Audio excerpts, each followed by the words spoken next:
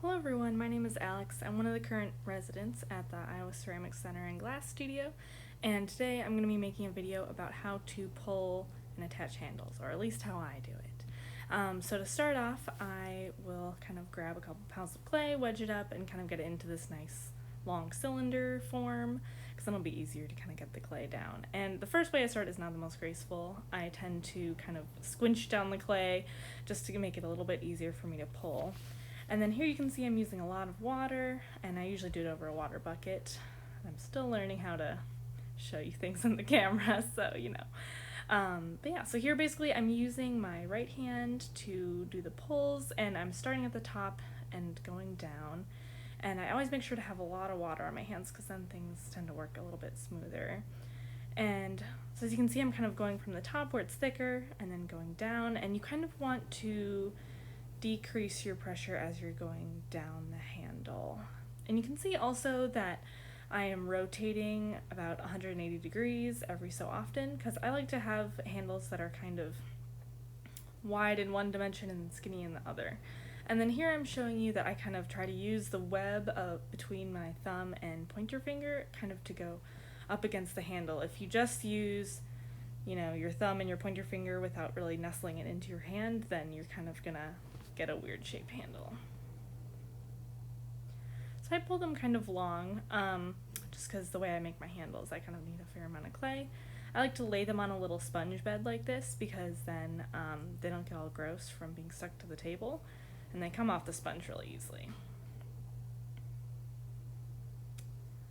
And then here, whoops, you can see what happens when you do too much pressure. If you are a little too forceful, then you're gonna create a weak spot and maybe even break it off. You can still kind of salvage this, but it can be tricky to get a good grip on it. But you can still try to do a little bit. Here I was determined to salvage this one. But you don't have to. You can always just set that aside, start fresh, no big deal. And here is me in 3 times speed, so don't worry, I'm not actually this fast. But just so you can see kind of a sped up version of how I like to pull these. And I pull mine pretty thin because I like to have a more delicate handle to work with. I think it looks more professional and it feels nice. Alright, so then I like to do handles that are sort of, I've been told they look kind of like paper clips. And so I just kind of fold them over on each other like this and kind of flatten them out.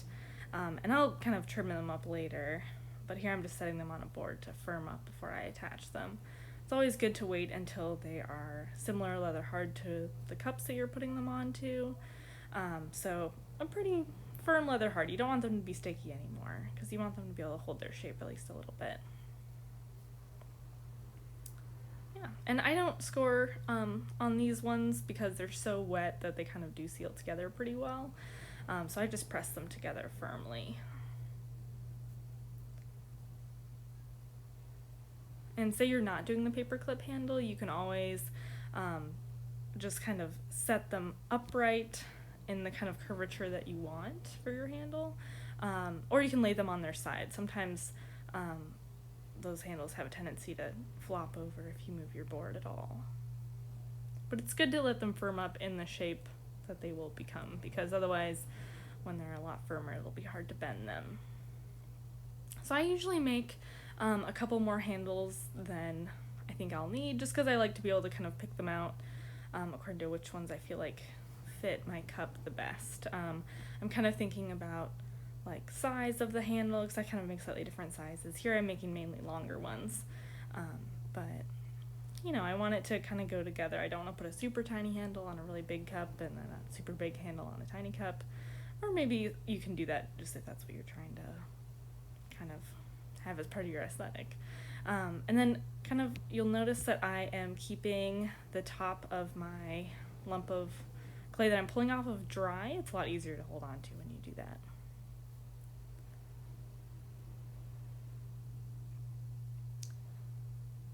Alright, there you go. So I think I put handles on like 6 mugs this day, but I ended up making like 8, I think. So I made a fair amount. And yeah, so don't be afraid to manhandle a little bit. You want to be pretty gentle though, because you don't want to squish them around too much or like deform them.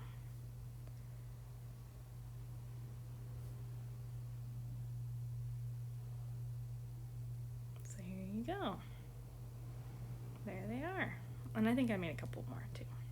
But so then I let them dry in front of the fan while I trimmed up my cups. So usually what I do is I'll pull handles and then I'll trim my cups and then I'll let them dry either in front of a fan or just in the air if I have other things to do also. And then I'll come back when they're nice and firm and they're not going to be all squishy.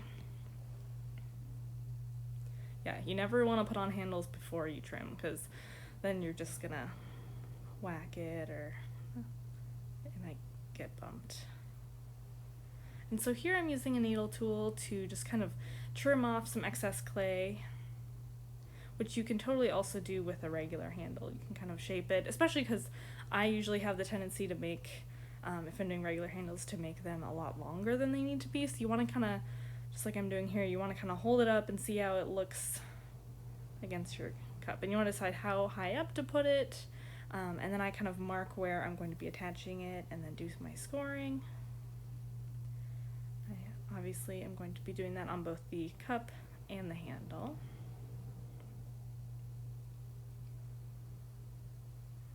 Yep, and so you score both sides. Some people like to use a serrated rib. I'm a fan of just doing a needle tool though. And I'm just grabbing my throwing bucket to use on my slip.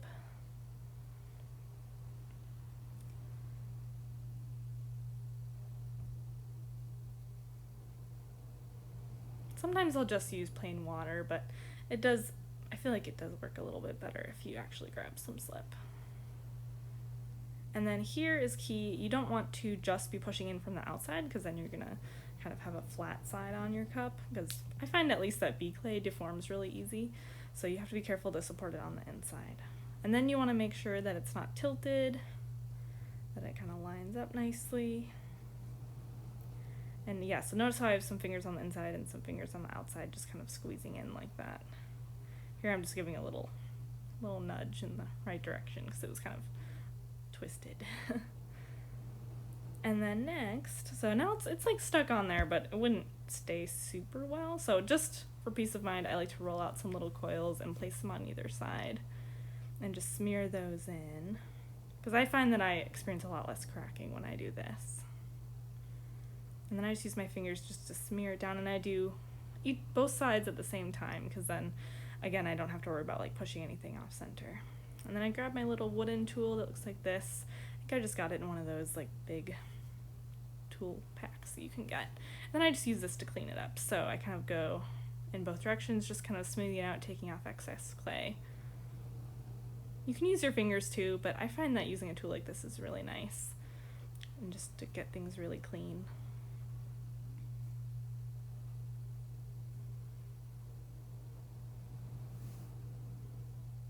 Yeah, and so even if you're not doing a paperclip handle, you always want to add on some extra clay to help reinforce it. I see, like with beginners a lot, that they will, the top of their handle, like where it's connecting to the mug, will oftentimes be like thinner than the actual handle itself, because they're not adding on that extra clay to reinforce. And you want it to look sturdy. You don't want it to look like you're going to snap it off by accident, even though that probably wouldn't happen. But I feel like just aesthetically, you want it to look firmly attached. You want it to look strong without being chunky. It's kind of a balance. So I'm just smoothing out that junction and just getting things nice and neat.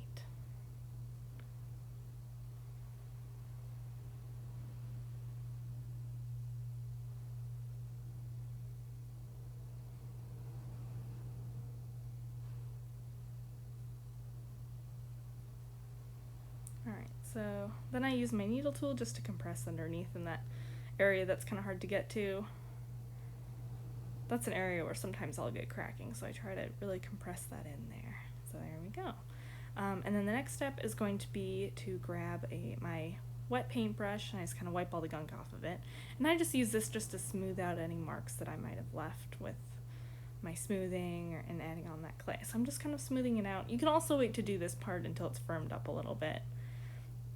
And I usually let my mugs dry under plastic pretty much for like a day or two, and then I might go and smooth things out a little bit more with the sponge. Or if they're doing pretty good, then I'll just let them dry under plastic for like at least a week, just to help homogenize the wetness of the handle and the cup itself, because If the handle dries too fast, then it'll shrink more than the cup and then it'll crack. So basically I'm just trying to avoid cracking. You know, I put all this work into putting the handle on. It's always sad when you have cracks. So you always want to let things dry really slowly when you've attached two pieces of clay together. So there you go.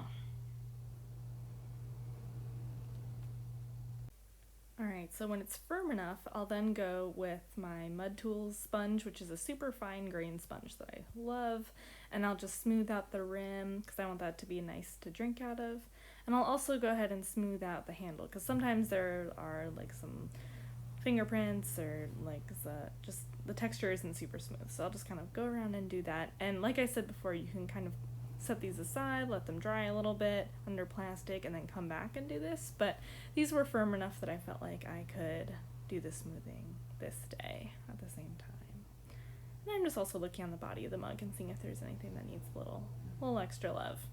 So now I'm just going to attach a couple more, and yeah. And so here you can see that I was kind of reshaping the handle just a little bit. You want to be careful. These were soft enough that I could do that, but you don't want to snap anything in half.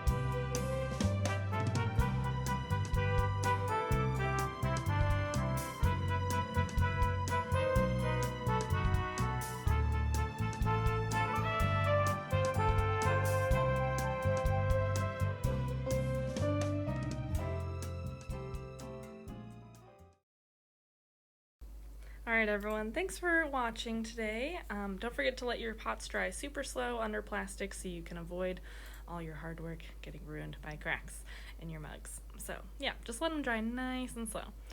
And later this week I'll be posting a video about how to throw a large plate. So stay tuned for that. Here's the finished product, one of my landscape mugs. You can see the little paper clip is pretty cute. Feel free to follow me at Cabin Fever on my Instagram. Bye!